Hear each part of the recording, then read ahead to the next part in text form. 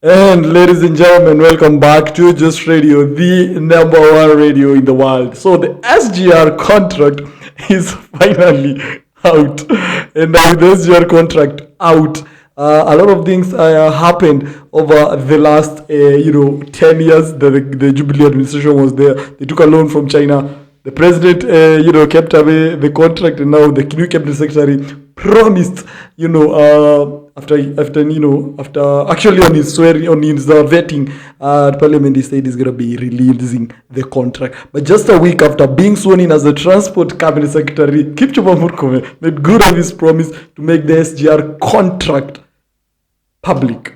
On the evening of Sunday, November 6th, that is yesterday, the CS made public the elusive document peeling back the mask on the terms of the contract between the Kenyan government and the Chinese lender Export-Import Bank of China. The contract was given on a 20-year repayment period with a grace period of 7 years.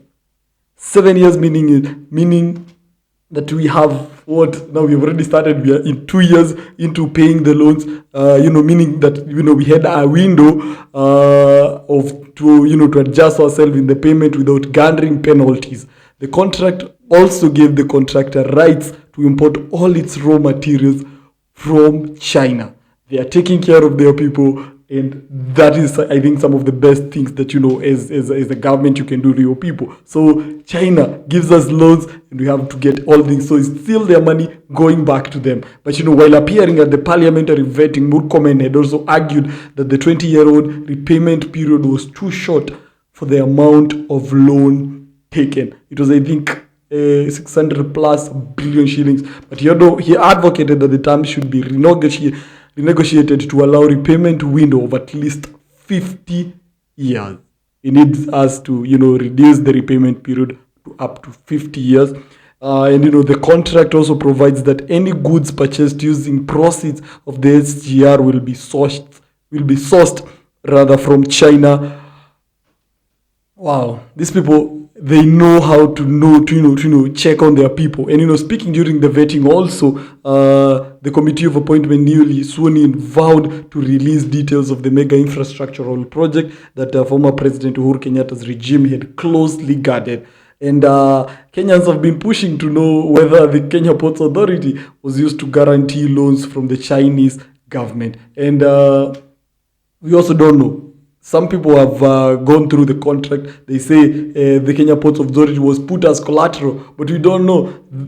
I mean, it's a wait and see. I mean, 50 years, that thing won't even be moving. 20 years, I doubt it's going to be moving from 8 years. That thing is actually not a technology worth that amount of money. That thing is slow. I remember they had actually said this thing is going to be taking it's not gonna. I'm sure right now we are probably second year of paying, because I think it started 2013. The payments were supposed to start 2020. 2 years later we are 18 years remaining, and I really don't think that thing is. Maybe it's gonna be a good investment. I don't know, but the SGR contract is definitely gonna be paid for the next 20 years. Those are two governments that are gonna be involved. No, actually 3. Because that is one, another one, and then another one. But if they renegotiate, which renegotiations about anything to do with that loan must be done from Beijing, and the Chinese law is the one that's going to be applying anything that's involved that loan. So in case there's need for an extension of the loan, we don't know if it's going to happen, because the Chinese government is going to decide. It's going to be happening in China, definitely in Beijing. Whether they're going to add the 50 years, we don't know. They might take away the Kenya Ports Authority. We don't know. This is Just Radio, the number one radio in the world. Thank you so much for watching. See you guys in a bit.